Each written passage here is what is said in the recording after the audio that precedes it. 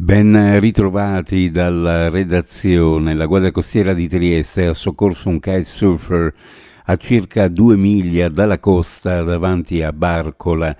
La segnalazione giunta da una nave ancorata nella rada del porto di Trieste indicava la presenza di un uomo caduto in acqua a causa del forte vento dopo la rottura della vela.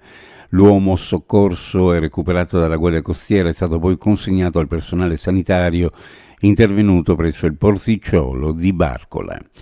Un pedone è stato investito alla Tisana in provincia di Udine e trasportato in elicottero all'ospedale di Cattinara.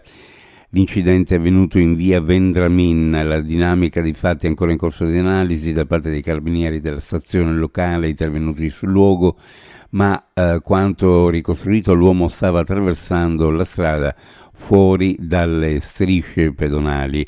Al volante della Fiat Panda che ha investito il pedone c'era una donna classe 1977 residente a Codroipo.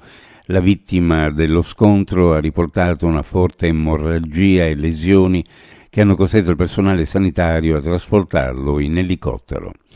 I carabinieri della compagnia di Orisina hanno arrestato un latitante di nazionalità romena in quanto ricercato a seguito di 2 ordini di carcerazione emessi rispettivamente nel 2023 dal Tribunale di Bologna e nel 2015 dalla magistratura veronese per reati di resistenza pubblico ufficiale e furto aggravato in concorso.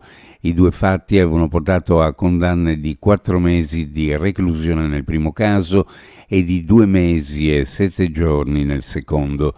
Gli episodi contestati all'uomo, classe 1973, si erano verificati nel 2011 e nel 2013. L'infermiere della Sores FVG, indagato per la morte dei 3 ragazzi travolti dalle acque del Natisone, ha presentato richiesta di giudizio immediato.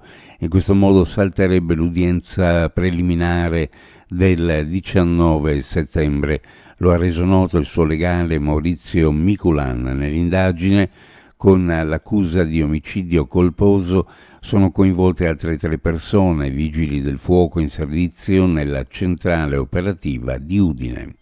Uno sguardo alle previsioni meteorologiche per la giornata: cielo in prevalenza sereno su tutta la regione, ma con qualche velatura pomeridiana, borda debole e moderata sulla fascia orientale e sulla costa, con raffiche anche sostenute a Trieste, brezza dal pomeriggio. Per quanto riguarda le temperature, minime in pianura fra 15 e 18 gradi, massime fra 29 e 32.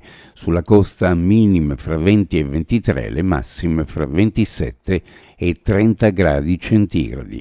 Previsioni a cura di ARPA FVG Meteo. Ed è tutto per il momento con l'informazione. Grazie per averci seguito. A più tardi.